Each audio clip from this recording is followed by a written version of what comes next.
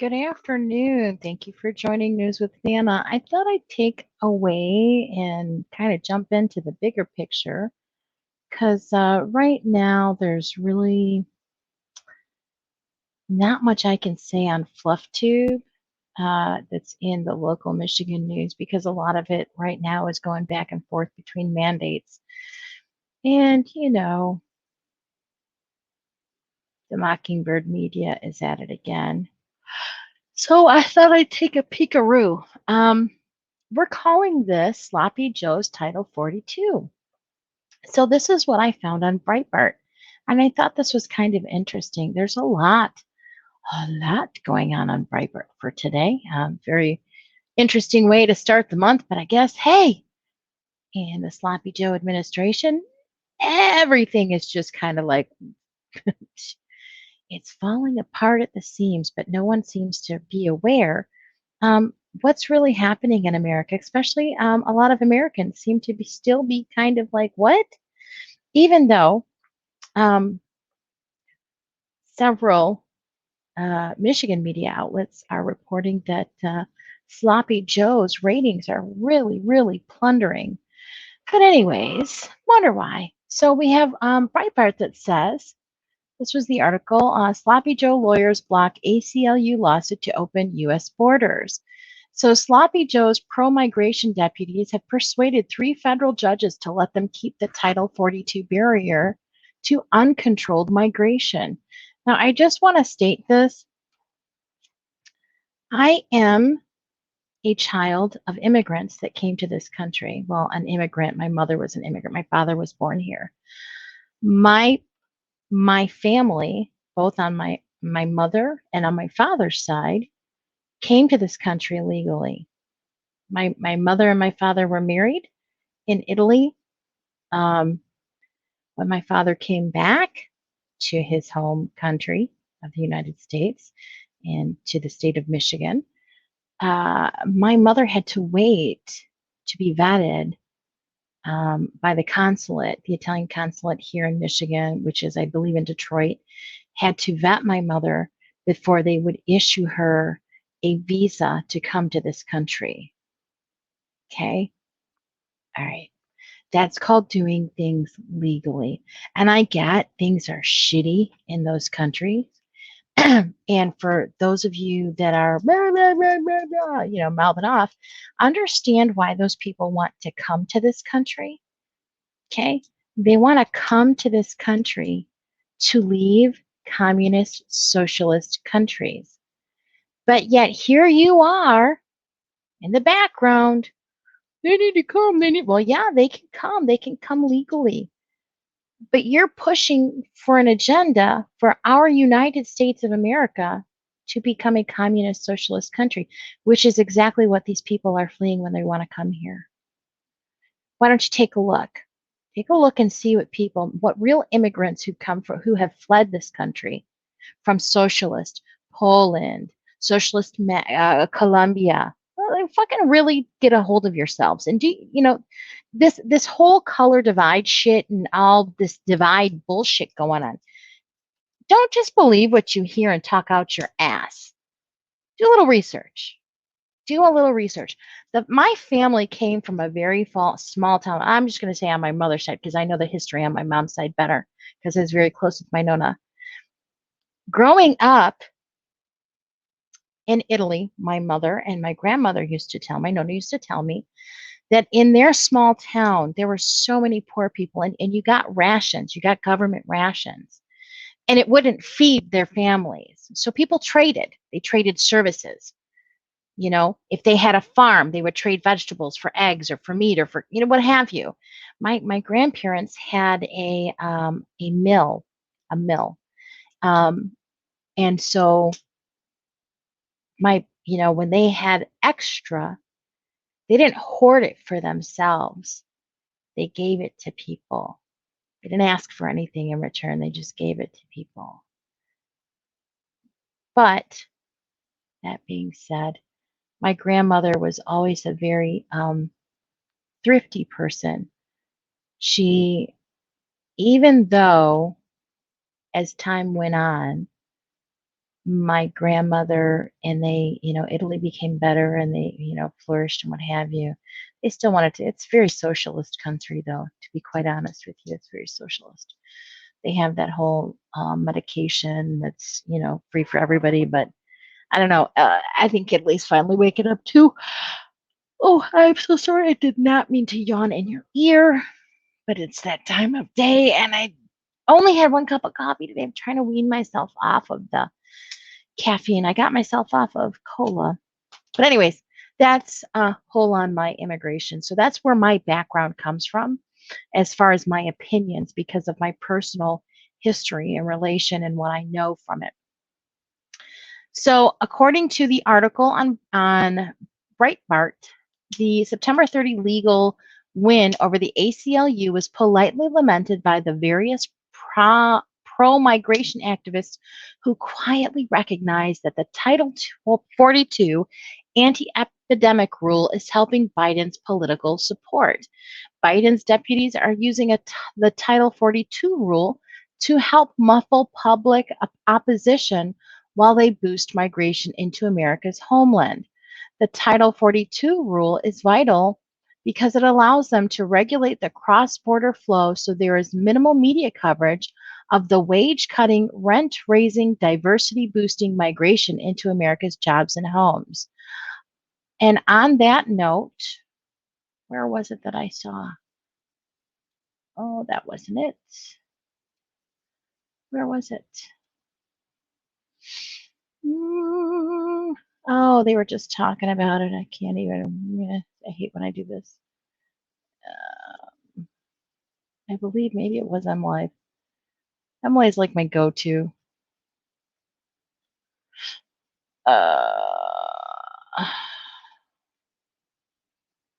It was talking about unemployment.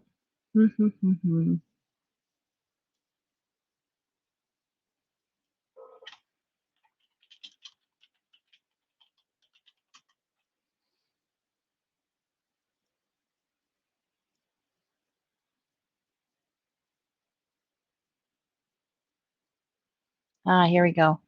So unemployment claims fall, but the labor shortage lingers. Where is the workforce? Oh, we know where it is. They all got fired. Oh, sorry. Because remember, they got fired, so they can't apply for unemployment. But there's a job short there's a labor shortage. All righty, here's your sign. So also the Title 42 rule is a public health rule that purpose helps Biden's people to muffle opposition from the pro-migration progressives who emotionally opposed Mr. T's similar and very successful Remain in Mexico program. On September 16, the ACLU persuaded a DC-based federal judge to take down the Title 42 barrier to migrants who bring children, regardless of Congress's long-standing decision to give the president emergency authority over who can cross the nation's border. The judge set a 14-day delay on his decision, which expired on September 30. The administration quickly appealed, and a 3-judge panel decided on September 30 to preserve the Title 42 enforcement. I would love to know who those 3 judges were. Oh, Rogers, Millett, Katz, and Katsas. That's who they were. Those are the judges.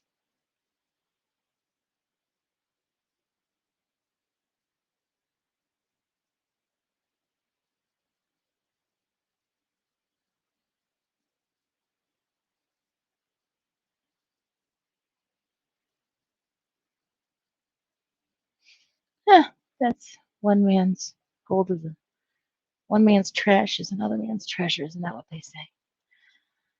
The White House is using Title 42 to cap the border inflow at about 100,000 economic migrants per month. Wow. America, if we're a boat, we're taking on lots of water. And I don't think we can scoop it out. happens when a boat takes on water? What happens when a $2.1 trillion, yeah,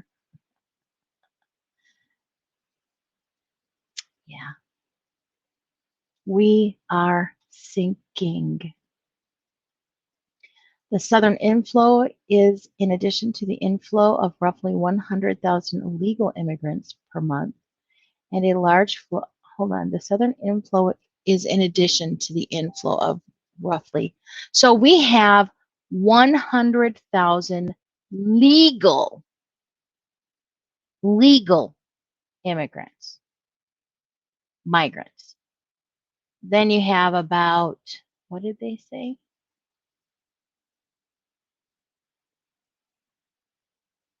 So White House is informed about 1,000 immigrants.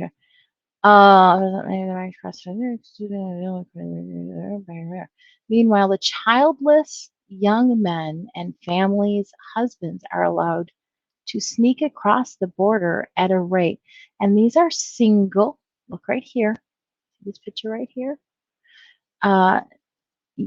Young men and husbands, childless young men and families' husbands are allowed to sneak across the border at rate of roughly 50,000.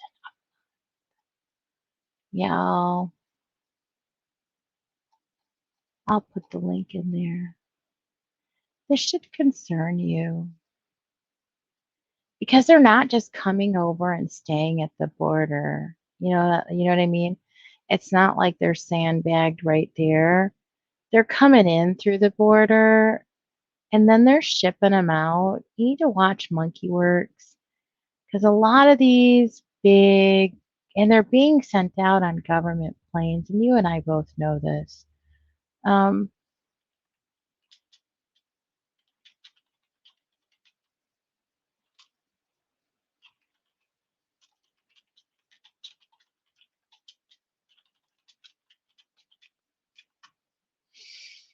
hmm,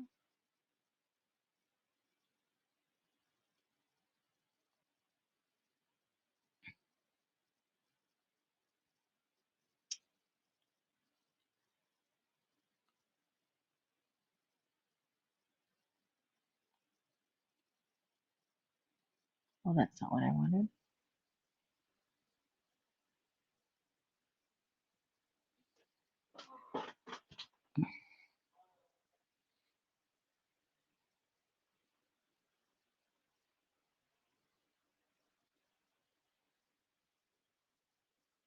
Hmm.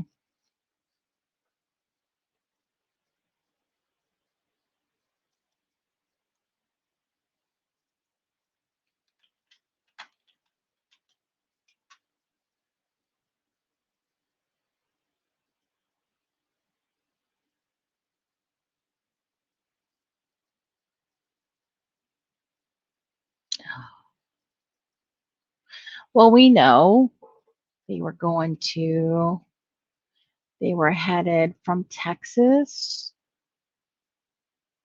to, if I'm not mistaken, I think they were headed to like, uh, where's what's her name? I'm so tired. I really need more coffee. Okay, just ignore what I just said because I can't remember her name. And she was saying she's a senator in DC. Um,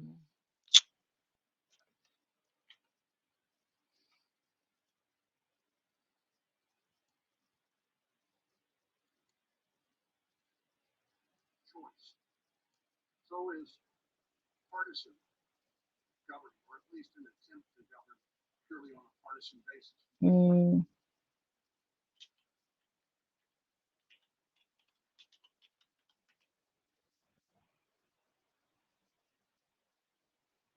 nope.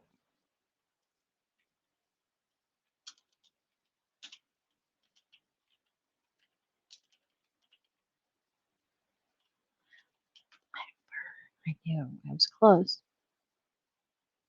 Tennessee. Yeah. She's saying that she's seen them in Tennessee. So they're going everywhere. But if I'm not mistaken, I think they saw them in Virginia as well. Um, I don't know, guys. All I'm telling you is it is a crazy upside down world, and you need to stay safe and you need to be kind. You just don't know what people know, what they actually know, because people are so hesitant to talk nowadays. Because good Lord, if you're labeled a conspiracy theorist, um, in the heat of an argument, you can be called so many ugly things by family and friends. Yes, I'm saying that from experience. But just remember, knowledge is power. Share the knowledge. United we stand, divided we fall. I'm going to let you go because I'm on break. Have a good afternoon. I'll be back later.